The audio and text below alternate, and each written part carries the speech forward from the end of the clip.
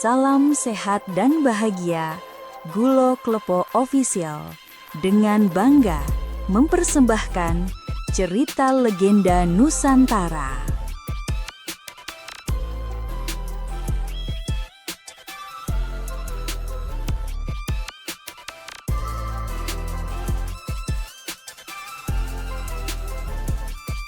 Legenda Empat Raja dari Papua. Sebuah kisah tentang asal-usul Raja Ampat, ketika cinta, ketaatan, dan warisan menyatu di bumi Waikeo. Bayangkan sebuah tanah di ujung timur dunia, tempat laut berkilau bagai cermin surga, dan kabut turun menyelimuti pepohonan setinggi langit. Disinilah segalanya bermula.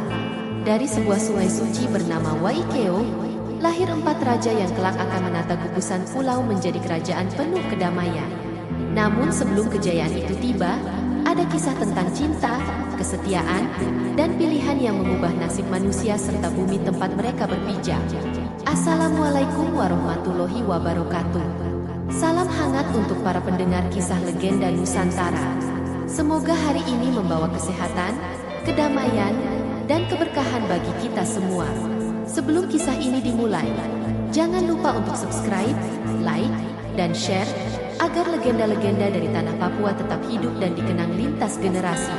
Kisah ini berasal dari tanah Waigeo, Papua Barat Daya, di mana gugusan pulau indah bernama Raja Ampat menyimpan rahasia tentang asal mula empat raja yang lahir bukan dari rahim manusia, melainkan dari telur-telur ajaib yang ditemukan di tepi sungai Waigeo.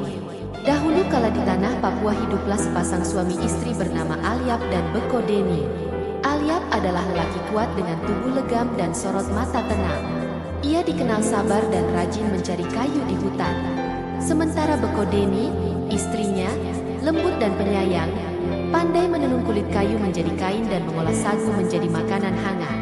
Mereka hidup sederhana. Namun satu hal membuat hati mereka selalu gundah. Mereka belum juga dikaruniai anak. Setiap malam, di bawah cahaya api unggun, Beko Deni memejamkan mata sambil berdoa. Tuhan yang menjaga langit dan laut, kirimkanlah kami titipan kecil agar rumah ini tak sunyi lagi. Alyap hanya diam, menatap langit berbintang, berharap doa itu sampai ke langit. Pada suatu pagi yang lembab, kabut masih menempel di ujung dedaunan. Alyap menggandeng Beko Deni berjalan ke hutan. Musim hujan akan segera datang, dan mereka harus mengumpulkan kayu sebelum semuanya basah. Langkah mereka menembus semak dan akar, suara serangga dan burung menggema, udara harum oleh tanah basah. Namun, setelah berjam-jam mencari, tumpukan kayu yang mereka kumpulkan hanya sedikit. Kelelahan pun menyerang. Mereka memutuskan beristirahat di tepi sungai yang jernih beralun pelan, Sungai Waikeo. Angin berembus lembut membawa aroma tanah dan bunga hutan. Saat Beko Deni mencuci muka, pandangan Alyap tertarik pada sisi lain sungai. Di sana, di antara batu-batu besar, tampak sebuah lubang lebar dengan cahaya samar di dalamnya. Ia melangkah mendekat dengan hati-hati, membungkuk, dan betapa terkejutnya. Di dalam lubang itu terdapat 6 butir telur besar, seukuran kepala manusia, bersinar lembut seperti cahaya bulan. Beko Deni, cepat ke sini, serunya lirih. Sang istri bergegas datang, dan matanya membesar menatap keajaiban itu. Keduanya terdiam lama. Lalu Alyap berbisik, mungkin ini pemberian dari langit, tapi apakah kita boleh membawanya pulang? Beko Deni menatap lembut. Jika Tuhan mengirimnya, maka ia juga menitipkan amanah di dalamnya. Akhirnya, mereka membawa keenam telur itu pulang dengan hati-hati, meletakkannya di atas tikar anyaman kulit kayu di sudut rumah. Malam itu, rumah kecil mereka bercahaya lembut, seolah rembulan turun dan berdiam di sana. Beko Deni menatap telur-telur itu dengan harapan baru di matanya. Sementara Alyap berdoa dalam hati agar cahaya itu menjadi jawaban dari penantian mereka selama ini. Pagi itu, kabut belum sepenuhnya terangkat dari pepohonan di sekitar sungai Waikeo. Burung-burung masih bertengger di dahan, memanggil matahari agar segera terbit. Di dalam pondok kecilnya, Alyap dan Beko Deni terbangun oleh suara aneh, seperti desir halus, namun berirama seperti napas kehidupan. Mereka menoleh ke arah tikar tempat 6 butir telur bercahaya itu disimpan. Cahaya dari telur-telur itu kini berdenyut pelan, seperti jantung yang berdegup. Beko Deni menatap Alyap, matanya membulat penuh tanda tanya. "Suamiku, telur-telur itu hidup," bisiknya pelan. Alyap hanya bisa mengangguk. Tak lama, terdengar retakan lembut, krek-krek. Satu demi satu cangkang telur itu merekah, mengeluarkan sinar putih terang yang mengisi seluruh ruangan.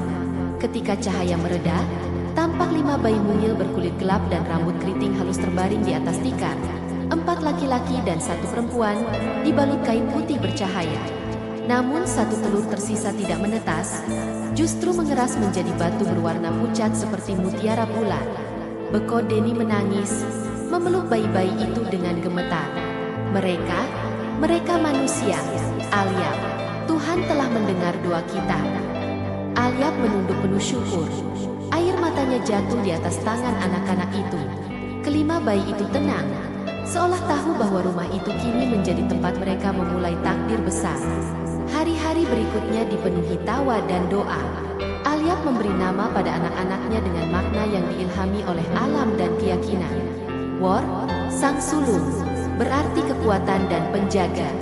Betani, sang kedua, berarti cahaya yang memberi arah. Dohar, sang ketiga, berarti keseimbangan bumi dan laut. Muhammad, sang bungsu laki-laki, berarti pembawa damai. Dan Pintole, satu-satunya putri, berarti bunga hutan yang tumbuh di tengah batu karang. Setiap nama diucapkan di depan sungai Waikeo, agar arwah leluhur menyaksikan dan memberkati mereka. Suara air yang mengalir seolah menjawab doa itu, lembut, suci, dan kekal. Waktu berlalu cepat. 5 anak itu tumbuh sehat dan cerdas. Wor membantu ayahnya menebang pohon. Betani pandai membuat jaring ikan. Dohar gemar memahat batu. Muhammad menyukai burung. Dan Pintole senang menanam bunga di depan rumah. Mereka dikenal di kampung sebagai anak-anak yang rajin dan penuh kasih. Tak ada hari tanpa tawa mereka berlari di tepi sungai atau menjerit gembira di bawah hujan tropis. Beko Deni sering tersenyum melihat mereka. Mereka seperti sinar matahari yang turun dari langit, katanya suatu sore. Alyap mengangguk, karena mungkin memang dari sanalah mereka berasal. Meski mereka berlima tumbuh seperti manusia biasa, Alyap dan Beko Deni tak pernah melupakan batu telur yang tak menetas itu. Mereka meletakkannya di tempat khusus, dibungkus kain putih, dan menaruhnya di atas altar kecil dari batu sungai. Setiap bulan purnama, Alyap menyalakan dupa dari getah pohon damar, berdoa di depan batu itu. "Engkau saudara mereka juga," katanya lirih. "Semoga engkau menjaga mereka dari bahaya." Dan setiap kali ia berkata begitu, angin akan berembus lembut melewati rumah mereka, seolah memberi jawaban. Kehidupan keluarga Alyap kini penuh kebahagiaan. Kelima anak itu tumbuh dalam kasih sayang dan kebijaksanaan. Mereka diajari untuk mencintai tanah, laut, dan sesama. Wor, Betani, Dohar, Muhammad, dan Pintole tak hanya rajin membantu orang tua, tetapi juga dikenal oleh warga sekitar sebagai anak-anak yang berbudi luhur. Setiap kali matahari terbenam, keluarga itu duduk bersama di depan rumah, mendengar kisah dari Alyap tentang roh penjaga laut, burung suci, dan leluhur yang menanam bintang di langit. Beko Deni menatap anak-anaknya satu persatu, merasa hidupnya kini lengkap. Namun di ujung senyum itu, entah mengapa, terkadang ada bayangan khawatir yang meneduh di matanya. Seolah naluri seorang ibu telah tahu bahwa kebahagiaan tak selalu abadi. Malam menurunkan bintangnya di atas lembah Waikeo. Kelima anak tertidur, dan di luar, suara sungai berbisik seolah sedang menyanyikan lagu kelahiran mereka. Alyap memejamkan mata dengan rasa syukur, sedangkan Beko Deni memeluk kain putih bekas pembungkus telur, masih berkilau samar. Waktu berjalan seperti arus sungai Waikeo yang tak pernah berhenti. Anak-anak Alyap kini tumbuh dewasa, dan di antara mereka, Pintole menjadi bunga kehidupan keluarga itu. Ia berbeda dari saudara-saudaranya, lembut seperti cahaya pagi, namun hatinya sekuat karang yang menahan ombak. Ketika keempat saudaranya sibuk bekerja di ladang, Pintole kerap menghabiskan waktu di tepi laut, menatap cakrawala sambil bernyanyi dengan suara lembut yang menggema di antara batu karang.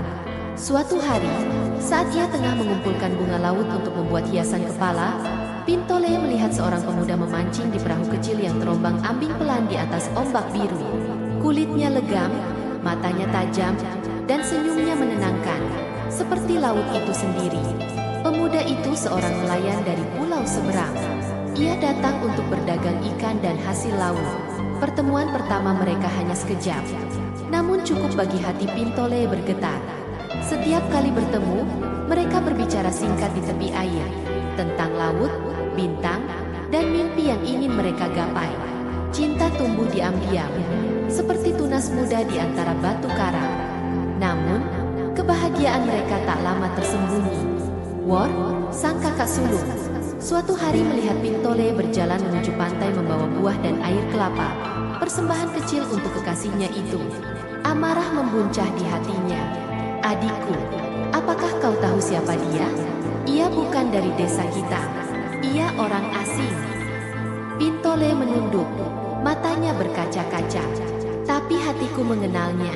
Kak, ia baik, ia mencintai laut seperti kita. Ketika Alyap mengetahui hal ini, wajahnya muram. Anakku, langit telah memberimu cahaya. Jangan redupkan karena cinta yang tak direstui para leluhur. Namun Pintole hanya menjawab lembut. Ayah, bukankah Tuhan memberi hati agar kita belajar mencintai, bukan membenci? Malam berikutnya, keluarga berkumpul di halaman. Cahaya bulan menimpa wajah mereka yang penuh resah. Keempat saudara laki-laki menentang cinta Pintole dengan alasan bahwa pemuda itu berasal dari pulau asing yang belum dikenal adat mereka. Namun Pintole tetap teguh. Aku mencintainya bukan karena darahnya, tapi karena jiwanya. Aku ingin hidup bersamanya, walau jauh dari sini. Beko Deni menitikan air mata, memeluk putrinya dengan gemetar. Jika itu jalanmu, nak, maka pergilah dengan doa, bukan amarah. Pada fajar keesokan harinya, ketika kabut masih menyelimuti laut, pemuda itu menunggu di tepi pantai dengan perahu kecil. Namun yang muncul dari ombak bukan sekadar perahu. Seekor kerang raksasa yang terdampar di pasir, berkilau seperti mutiara. Pintole memandangnya tertegun. Lihat, laut memberkati kita. Mereka menaiki cangkang kerang itu bersama, dan perlahan, ombak membawanya menjauh dari pantai, meninggalkan kampung, meninggalkan keluarga, meninggalkan masa lalu.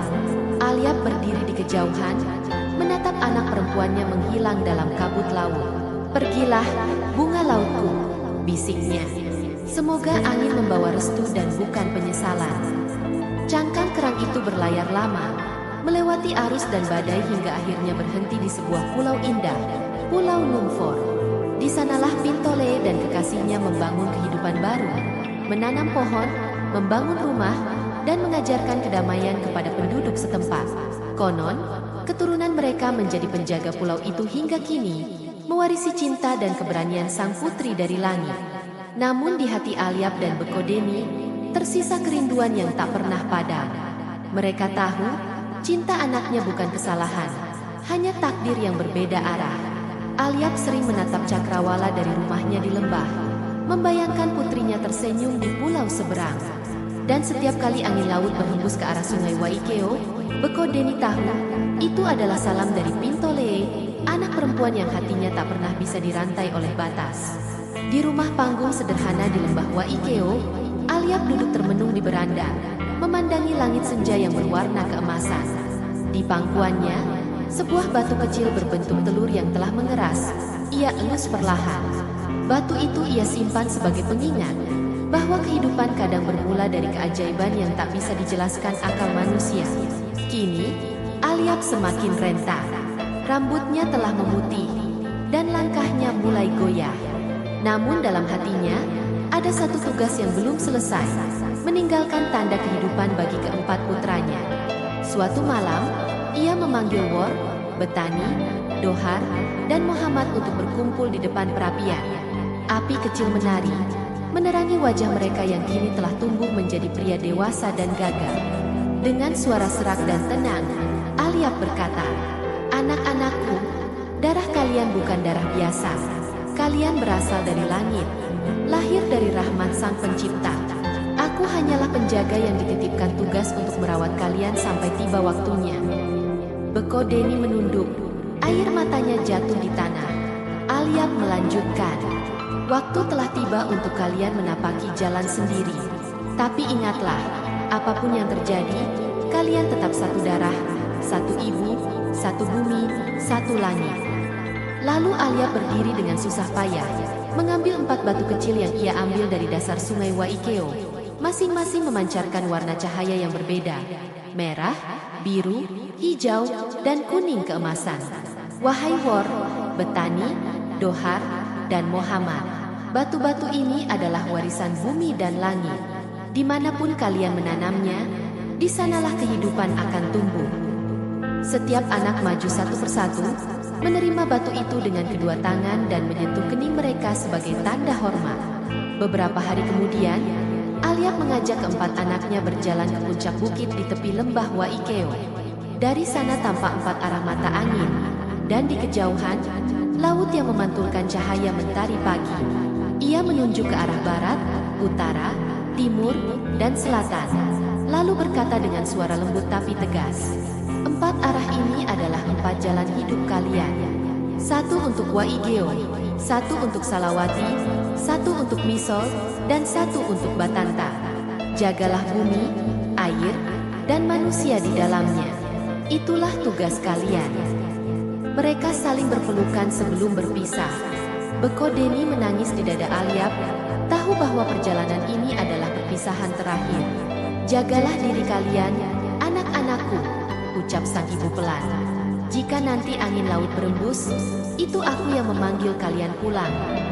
Setelah semuanya berpamitan, Alyab menatap langit untuk terakhir kalinya. Di atas sana, seolah ada sinar lembut turun menyapanya. Ia tersenyum, lalu menutup matanya dengan damai, seolah berpulang ke tempat asal cahaya itu datang. Fajar menyingsing di lembah Waikeo. Kabut masih menari di atas permukaan air, ketika 4 anak itu menatap arah perjalanan masing-masing. Beko Denny berdiri di belakang mereka. Wajahnya teduh namun matanya menyimpan duka yang dalam. Ia tahu, tugas anak-anaknya bukan sekadar pergi, melainkan menjadi penjaga bagi tanah dan lautan. Ingat pesan ayahmu, katanya lembut. Jangan hanya memerintah, tapi rawatlah. Karena bumi tidak dimiliki siapapun, kita hanya dititipkan. Hari itu menjadi awal dari babak baru. 4 saudara itu berangkat menuju pulau masing-masing, membawa batu warisan dari ayah mereka dan janji untuk menjaga alam serta manusia. Dari atas bukit, Beko Denny berdiri sendiri, menatap 4 arah laut biru yang membentang luas, lalu berbisik, pergilah, anak-anakku, jadilah pelindung dunia. Wor, sang sulung, berjalan ke barat. Ia menyeberangi hutan lebat, mendaki bukit batu, dan akhirnya tiba di sebuah pulau yang dikelilingi air jernih dan pegunungan hijau. Ia menancapkan batu warisan ayahnya di tanah, dan dari tempat itu muncul sumber air yang mengalir deras. Inilah rumahku, ujarnya. Aku akan menamai tanah ini Waikeo, tempat air kehidupan. Rakyat yang datang kemudian hidup makmur di bawah perlindungannya. Mereka memanggilnya Raja Wor, pelindung air dan gunung. Betani menempuh perjalanan panjang ke utara. Ia tiba di sebuah pulau kecil yang indah, di mana lautnya tenang dan karangnya memantulkan cahaya keemasan. Di sana, ia menancapkan batu miliknya, dan dari dalam tanah muncul pohon besar dengan akar yang menyatu dengan pasir putih. Tempat ini akan kusebut Salawati, katanya lembut, tanah kasih dan kedamaian. Ia memimpin dengan hati yang lembut. Rakyatnya hidup tentram, mengajarkan anak-anak mereka tentang arti berbagi dan menghormati laut yang memberi kehidupan. Dohar, sang ketiga, mengikuti cahaya ke arah timur. Lautan yang ditempuhnya bergelombang besar, badai berulang kali menghadang. Tapi ia tak mundur. Setiap kali angin menerpa, ia berteriak menantang, "Aku tidak takut badai, karena aku anak langit dan bumi." Akhirnya ia tiba di sebuah pulau berbentuk sabit yang keras namun indah. Ia menancapkan batu warisannya, dan dari karang muncul api kecil yang tak pernah padam. Tempat ini akan kusebut Misol, tanah keberanian, ujarnya. Ia menjadi raja bagi para pelaut, mengajarkan keteguhan dan keberanian menghadapi segala arus kehidupan. Sementara Muhammad, sang bungsu laki-laki, berjalan ke arah selatan. Ia menyeberangi perairan yang tenang dan tiba di pulau yang dihuni banyak burung dan hutan sagu yang subur. Ia menancapkan batu warisannya di tanah berlumpur lembut. Dari situ tumbuh pohon tinggi yang menaungi seluruh hutan. "Aku menamai tempat ini Batanta," ucapnya. "Karena dari akar kehidupan, semua akan kembali." Muhammad memimpin dengan kebijaksanaan. Ia mengajarkan rakyatnya tentang keseimbangan antara mengambil dan memberi, antara manusia dan alam. Tahun-tahun berlalu. 4 saudara itu tumbuh menjadi raja di wilayah masing-masing. Wor di Waigeo, Betani di Salawati, Dohar di Misol, dan Muhammad di Batanta. Mereka hidup berjauhan. Namun setiap bulan purnama, cahaya dari batu peninggalan ayah mereka menyatu di langit, membentuk garis cahaya ke-4 arah. Itulah tanda bahwa ke-4 raja masih bersaudara, bersatu dalam janji yang tak terputus. Pada suatu malam, angin laut membawa suara yang familiar ke telinga mereka. Itu suara ibunda mereka, Bekodeni, berbisik dari lembah Waikeo. "Anak-anakku, jangan lupa janji kalian. Jagalah bumi ini, seperti ayah kalian menjagamu." Maka keempatnya pun mengucapkan sumpah dari tempat masing-masing, menatap langit yang sama. "Kami bersumpah atas nama tanah dan laut Papua. Selama bulan masih bersinar di atas Waikeo, kami tak akan mengkhianati warisan ayah dan doa ibu." Dari sumpah itulah lahir nama Raja Ampat. 4 raja dari 4 pulau, 4 penjuru, namun 1 jiwa. Rakyat hidup makmur di bawah perlindungan mereka. Laut menjadi sumber rezeki, hutan menjadi penjaga kehidupan, dan batu peninggalan Alyap di Waikeo menjadi lambang kesetiaan abadi. Malam turun perlahan di Waikeo. Angin lembut berhembus dari arah laut, membawa aroma asin dan gema suara jauh, seperti bisikan arwah para leluhur. Di tengah lembah, Bekodeni berdiri di depan batu besar berbentuk bulat lonjong, seukuran tubuh manusia yang bercahaya lembut dalam gelap. Batu itu dikenal sebagai Kapatnai, batu telur pemberian para dewa laut. Ia menatapnya dengan mata berkaca. "Inilah awal segalanya," bisiknya. "Dan kelak, disinilah akhir segala kisah." Tahun-tahun berlalu. 4 raja kini memerintah dengan bijak di pulau masing-masing. Namun setiap tahun sekali, di malam purnama yang paling terang, mereka kembali ke Waikeo, ke tempat kelahiran mereka, tempat di mana batu Kapatnai berdiri.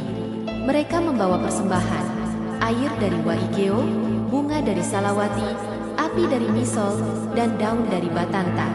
Masing-masing meletakkan persembahannya di kaki batu, lalu bersujud. "Kami kembali kepada asal kami," kata mereka bersamaan. "Kami anak bumi dan laut, dan kami bersumpah menjaga keseimbangannya." Ketika ke-4 persembahan itu bersatu di bawah batu, cahaya Kapatnai berubah dari putih menjadi biru kehijauan seperti warna laut. Lalu, dari dalam batu terdengar gema suara lelaki tua. Itu suara Alyap, ayah mereka. "Anak-anakku," suaranya menggema lembut, "kalian telah menepati janji. Tapi ingatlah, darah raja bukan untuk berkuasa, melainkan untuk melindungi." 4 raja menunduk. Air mata mereka jatuh ke tanah yang dulu diinjak oleh ayahnya.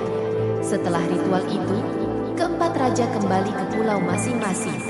Mereka hidup lama, memimpin dengan damai, dan ketika ajal menjemput, tubuh mereka tidak dikubur seperti manusia biasa. Rakyat percaya, tubuh mereka berubah menjadi karang dan batu di dasar laut. Dari tempat mereka tidur abadi, tumbuh terumbu warna-warni yang kini disebut Kepulauan Raja Ampat. Sementara itu, di lembah Waikeo, batu Kapatnai tetap berdiri. Rakyat percaya bahwa selama batu itu masih bercahaya setiap purnama, arwah 4 raja masih menjaga lautan. Bahkan hingga kini, para tetua di Waigeo, Misol, Batanta, dan Salawati masih datang ke sana untuk berdoa dan mempersembahkan sesajen, air laut, bunga, api, dan daun, melanjutkan tradisi yang diwariskan turun-temurun. Namun ada satu kisah yang selalu diceritakan di akhir upacara, bahwa suatu hari, jika manusia melupakan lautan, jika mereka menjarah dan merusaknya, maka cahaya batu Kapatnai akan padam, dan arwah empat raja akan bangkit, bukan untuk menghukum, tapi untuk mengingatkan. Kita berasal dari laut, kata para tetua dengan suara berat. Dan pada laut pula, kita akan kembali. Kini, di zaman modern, ketika kapal-kapal menyusuri birunya perairan Raja Ampat, ombak yang berbisik di karang sering disebut sebagai suara para raja. Dan setiap kali matahari terbenam di cakrawala Waigeo, warna langit merah keemasan itu adalah senyum Bekodeni, ibu yang doanya menenun keabadian. Demikianlah legenda Raja Ampat yang mengajarkan kita bahwa kekuatan sejati tidak datang dari darah atau mahkota, melainkan dari janji untuk menjaga kehidupan. Alam bukan warisan dari nenek moyang, tetapi titipan dari anak cucu yang menunggu kita menjaganya. Maka, selama laut masih berkilau di timur Nusantara, dan burung cendrawasih menari di langit Papua, legenda empat raja tidak akan pernah mati. Terima kasih telah mengikuti kisah legenda empat raja dari Papua hingga akhir. Semoga kisah ini menanamkan cinta dan hormat kepada alam serta leluhur kita. Jangan lupa untuk subscribe, like, dan share agar kisah-kisah sakral Nusantara ini terus hidup untuk generasi berikutnya. Wassalamualaikum warahmatullahi wabarakatuh.